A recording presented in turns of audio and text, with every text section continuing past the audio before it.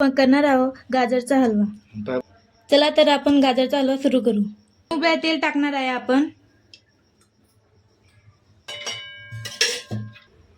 तेल तपलं का पाहू। आपलं तेल तपलेलं आहे। चला तर आपण गाजर टाकून देऊया।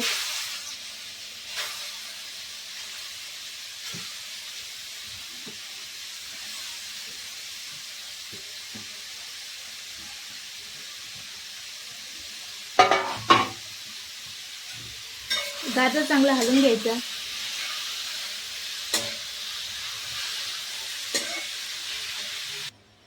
किसलेले गाजर चांगले परतून घेऊ। किसलेले गाजर चांगले परतून घेतले आहे। त्यात आपण आता दूध टाकूया। 1 कप मी दूध टाकत आहे।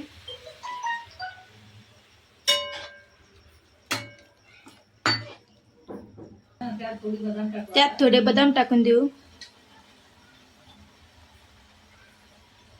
हे बघा, हलवा चांगला परतून घेऊ आणि 5 ते 10 मिनिटं चांगला हलवा शिजू द्यायचा। आता यात 1 वाटी साखर टाकून घेऊ आणि आता हे चांगलं हलवून घेऊ।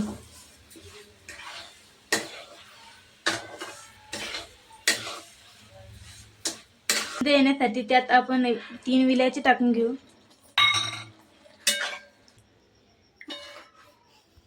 आता याला साखरमुळे पाणी सुटलं आहे, तर याला चांगलं परतून घेऊ।